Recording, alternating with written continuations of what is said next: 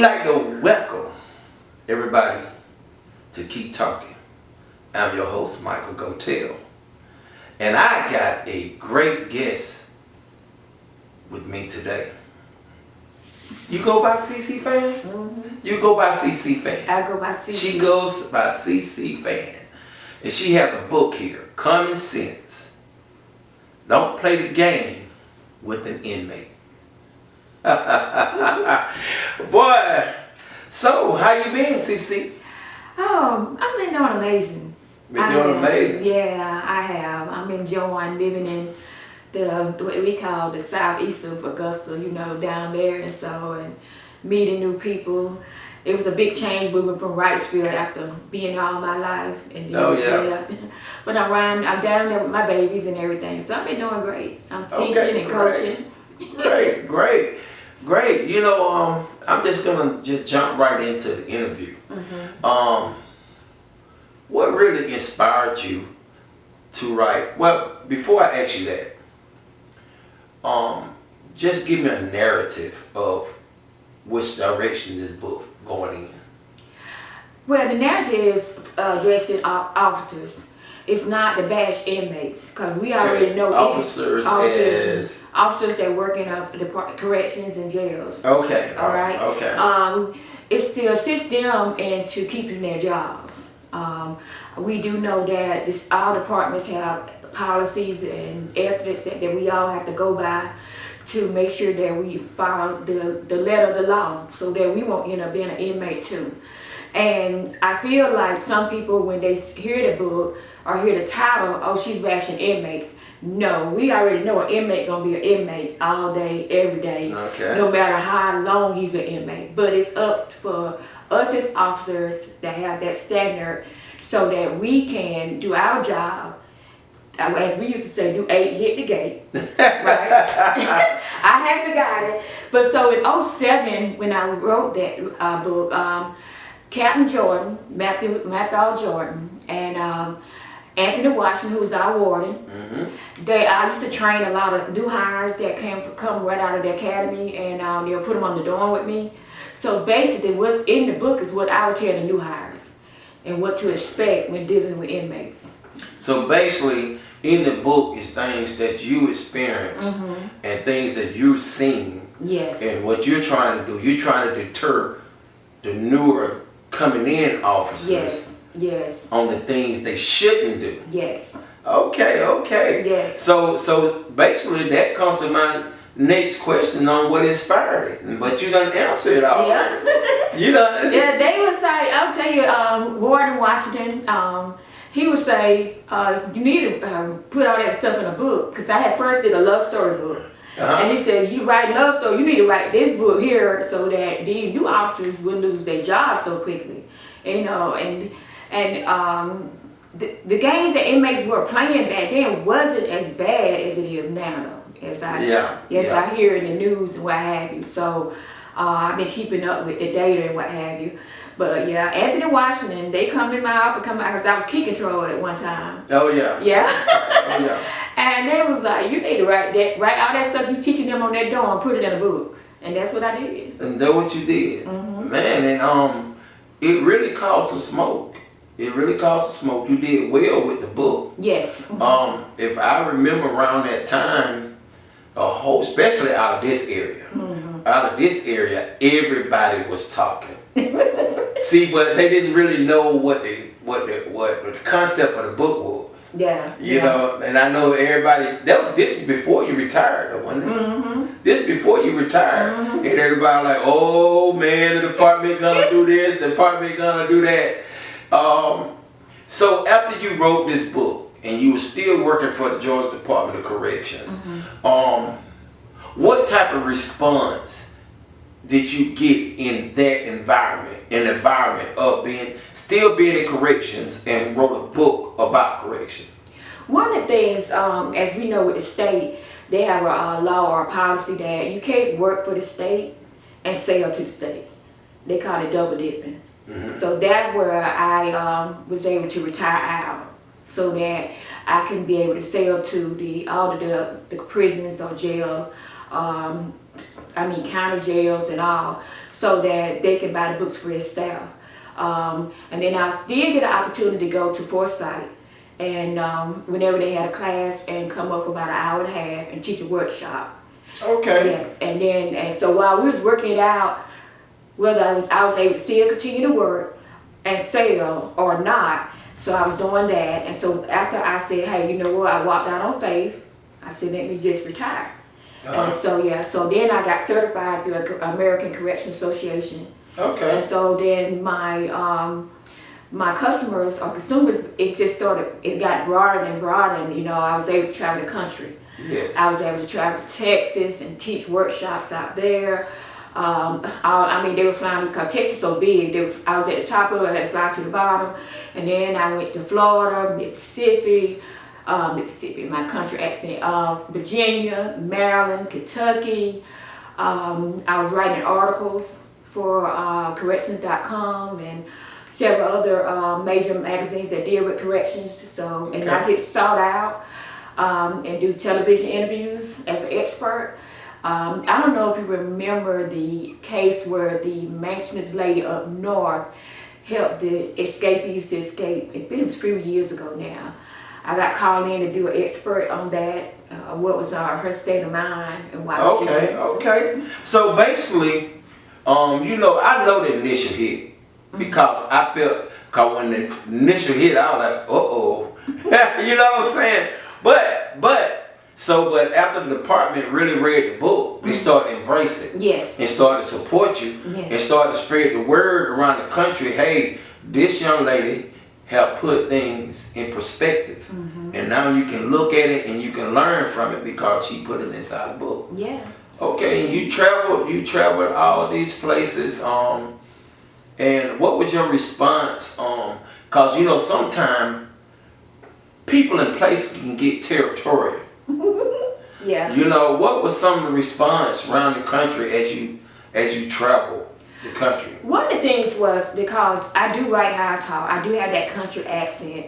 They want you to sign when you're speaking and doing a workshop, all professional and using the bigger words. But as I would say at the beginning of my presentation is, who you are hiring are like me. They're coming in off the street. They don't have any clue what's going on behind bars. You can use all the big words you want, but at the end of the day, that's not how an inmate gonna relate to them, and that's not how they're gonna relate to an inmate. So for me, the book is in layman term. If you decide, hey, I want to be employed as a correction officer, and you don't know about how rotation works, you don't know about how you have to escort inmates, accounting inmates. There you have it right there. Okay. So basically you take that, remember the policy book we had? Yeah. You remember that thing? It was so big, it used to be two of them. So big. It's a big book of policies. Yes, who read them? You're right. But on your journey, as a correction officer, inside facilities,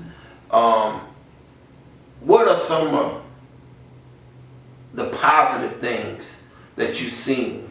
Because most of the time when you hear about inside the gates or facilities or secure facilities with the Georgia Department of Corrections or any kind of jails, you only hear the negative.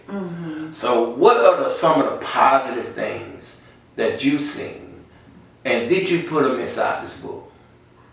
Well, yes. The positive things is how, I don't know how to say this, but it's even when you're at home and you get that call and they say, hey, we need you to come in. Officers will be like, hey, I'm coming in to help out when there's a shortage on the shift. Supervisors say, hey, they trust you in handling what you gotta do on dorms. I remember at one time when I worked at Washington State Prison, I was like a floater dorm officer when there was a dorm that was corrupt or some things that was going on in a dorm.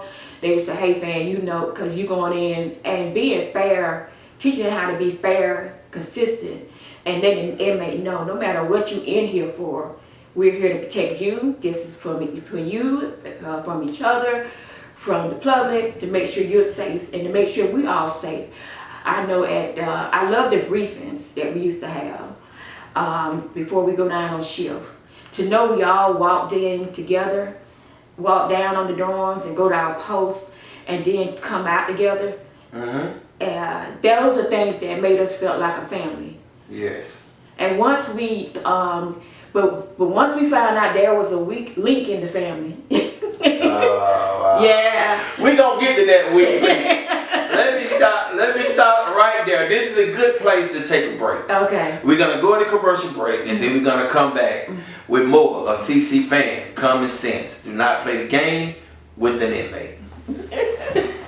If you only have 24 hours in a day, your success is dependent upon how you use the 24.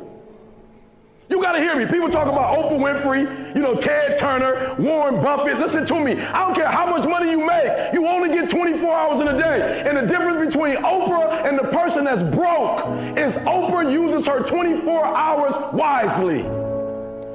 That's it. Listen to me. That's it. You get 24. I don't care if you broke, you grew up broke. I don't care if you grew up rich. I don't care if you're in college, you're not in college. You only get 24 hours. And I blew up literally. I went from being a high school dropout to selling 6,000 books in less than 6 months. What happened? My 24 hours. I was like, okay, Eric, you got to get a grip on your 24 hours because you're about to be broke for the rest of your life. And that's all I need you to do for me. I can tell you all about your life if you just write down your 24-hour schedule for me and you let me look at it. I can tell you where you're going to be in 5 years. I can tell you where you're going to be in 10 years. I can tell you where you're going to be in 20 years if you keep that schedule. Okay, we're back. Keep talking. I am your host, Michael Gotellsr. My guest today, Miss CC Fann. Common sense. Do not play the game with an inmate. All right, we just got through talking about some of the positive things inside of secure facilities. But talk to me about some of the negative that you see inside the facility. I think the one negative thing I could say is how people are willing to risk everything let me say this. I know you heard inmates say this, right? They got a uniform just like this that you can wear too. And I had that clap back. So I was like, yeah, well, you need to know the judge and the sheriff like I do. Right? So, yeah. I said, I get that. But anytime you're talking about breaking the law and risking not seeing your family, they have to come to visitation to see you.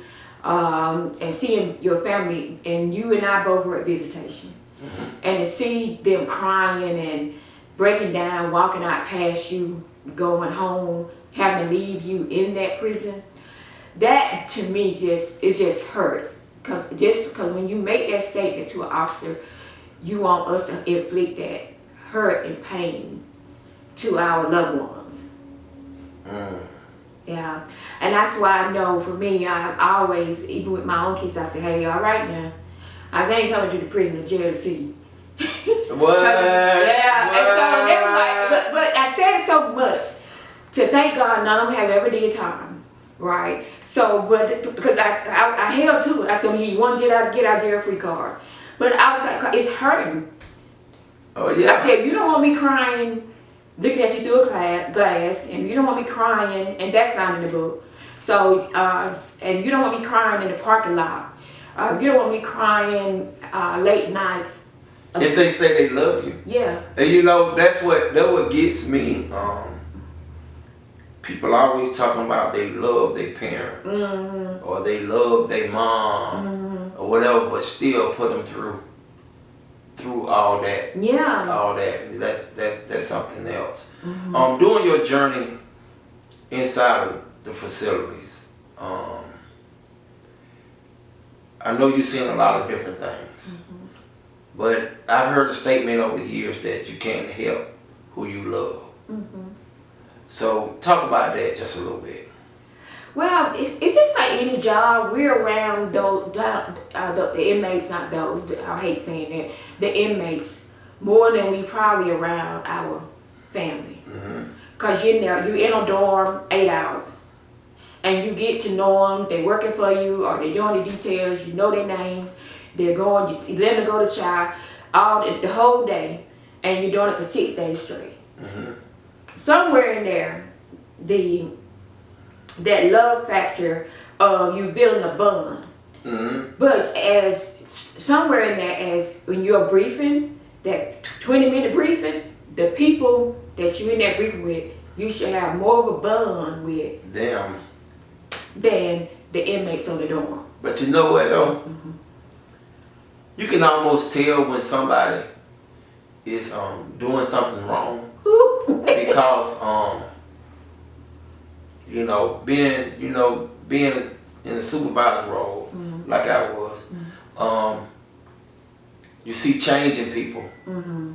They pull away from the people that they work beside. They pull away from them. If they isolate, a lot of times they isolate themselves from the other officers and supervisors. Or they always mad when they come inside a briefing and things like that right there. Have you seen that before? And you said to yourself, it's a question mark? Very much so, yes. I've seen it. And the one piece of that is they tend to bash officers. They try to play another officer down to hide what they doing.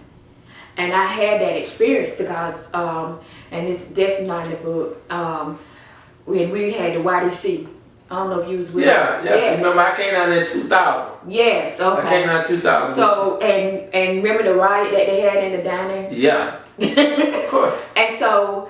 That was in the education, wasn't it? No, it was in the dining hall. Dining hall, okay. Yes, in the evening time. It was the red shirt dorm. Okay, we had already left. Yeah. And we got the call like that 6:30, 7:30 at night. Talking about we need to all come back, but they locked the facility down. Yeah. And that particular officer, I mean, she hated me. Cause she came in on second and I had first shift. And she hated me. Oh my God! Until they were Captain McBride. No, what Captain McBride was good.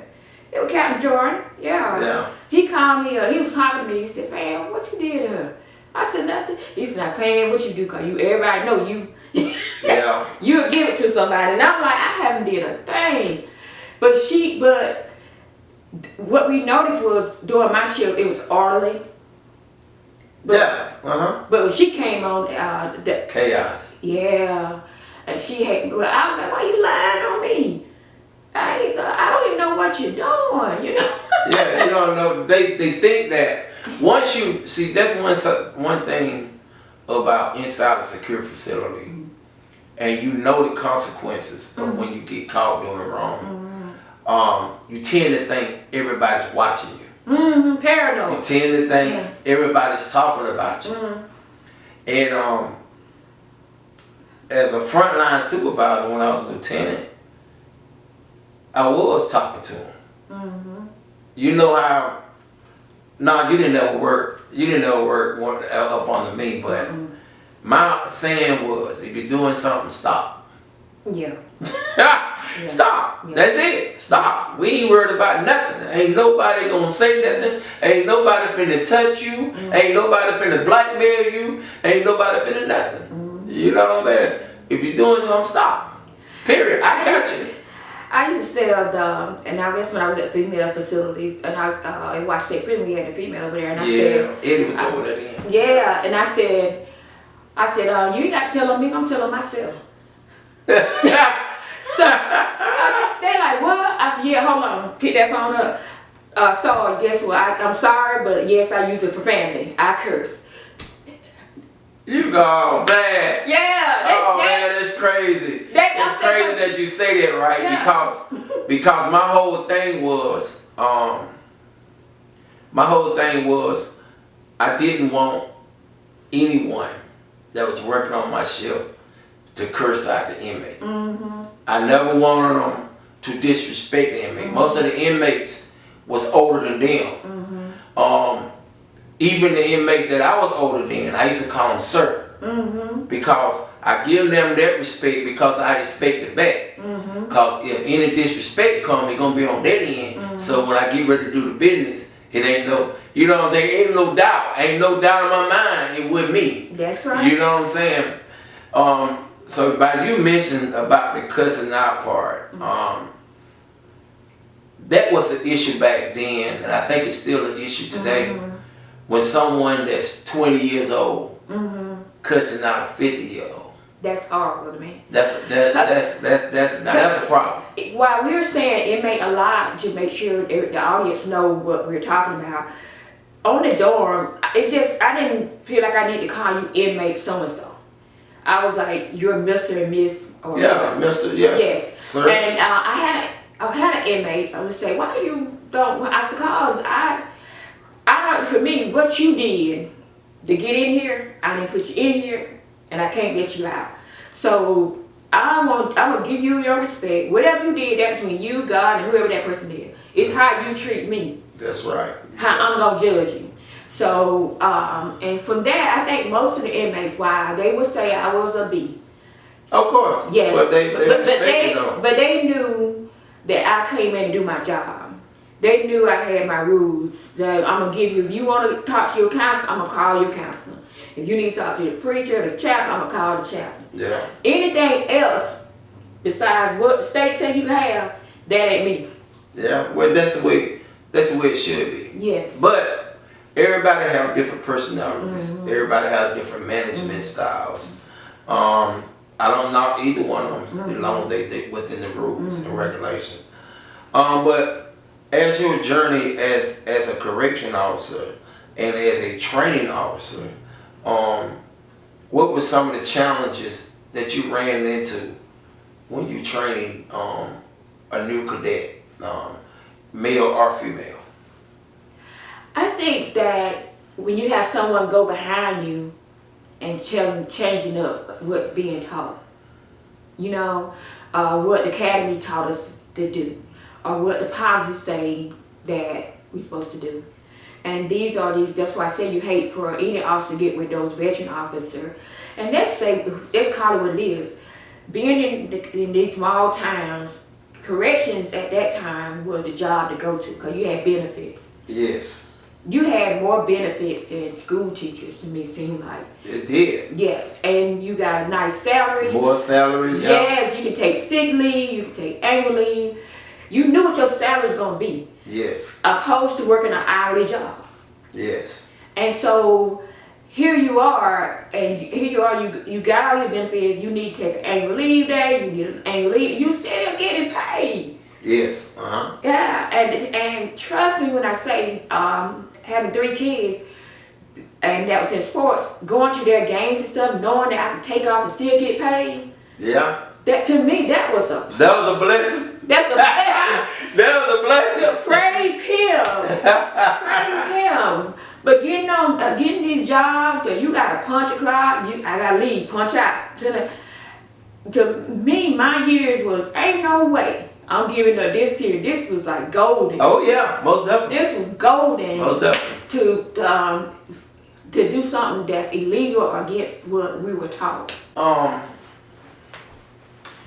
Tell me, Ms. Fann, what do you mean do not play the game with an inmate? When you put that on the cover of your book, what you mean with that? Inmate got games. I would say very masterful game players.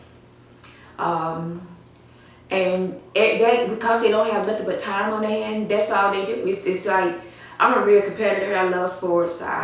And I used to win by any means necessary.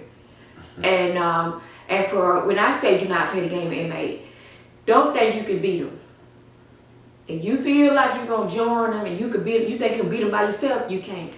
And that's where your character and your integrity come at, because your supervisors, your leaders, your shift supervisor, the trainers need to be able to say, that officer right there, I can trust that they are going down doing what they're supposed to do. Now, when you're trying to think you can outsmart an inmate, you're talking about 100 inmates. There's 100 different games each one of them can play. It's going to be hard to beat them without support. So that's why you can't cross that line and play that game with the inmate. Because he probably already done told the shift sergeant, I bet you I can get him. I bet you I can flip him. Alright, well, what about the common sense part? What about the common sense part? Common sense is, I did an article for corrections.com. Don't get your money, don't get your honey where you get your money. You know? Common sense. That's common sense. Yeah, if you love your money, don't be trying to get honey there. Wow. Yeah. All right. Well, I think we done went far enough. Yes. So we're gonna get ready to wrap the interview up, and I just want to tell everybody, Common Sense is the book right here. Go get it. And where you can get it from? You can get it from any bookstore, Amazon, Walmart. You got the e-copies, hard copies. We're currently doing a revision of the book. The book was published in 2007. So we're revising the book to come out in October the 1st of 2025. We're adding some things, some up-to-date things that's been happening in the corrections community. But anywhere online, just put in CC Fann or put in Common Sense to not play the game with an inmate. You can follow me on Instagram, Twitter, Facebook, and what's the other one? YouTube. Yes. YouTube. Yes. Yes. And I'm gonna have you back. I'm gonna have you back, and we're gonna get in depth on about some things that's happening today. Yes. In today's secure facilities. Yes. But any parting words that you, or any shout outs you want to give or anything like that? I just want to thank again Warren Washington, or retired Anthony Washington, and Matthew Jordan and a lot of other supervisors, and you too as well, that y'all had my back when I wrote the book. Y'all like, okay, Fann, we see you. Especially Beauty. Yes, I forgot. Yes, Beauty, because they was like, Fann, look what you did. Especially coming from a small town, especially being a female in corrections. They often are proud. They often talk about how proud they are of me, and that means a whole lot. And for you to think of me, that means a whole lot. Oh yeah, most definitely. Is let me know that what this book here was a ministry for the people that work there. Yes, and it's also a tool. Since you have traveled the country, that's why you got to put them amendments in it, because those attachments to it for the work and see, okay, she got more information now. I need to bring her back. Yes, yes. I need to bring her back as a learning tool. Yes, yes. But hey, my pleasure having you on my show. Oh, that is mine. Thank you. Most definitely. Thank you. Most definitely. You've been on the radio stations and all that good stuff. You've been there before. And we finally get a chance to interview. Yes. The kickoff. Yes. Keep talking. Yes. Yes. Until another edition comes up. Until next time. Keep talking. I am your guy. Mr. I like to say Mr. now. You know what I'm saying? Yeah. Mr. Michael Gotellsr. Yes. And thank you, Miss CC Fann. Thank you. Thank you. All right, peace.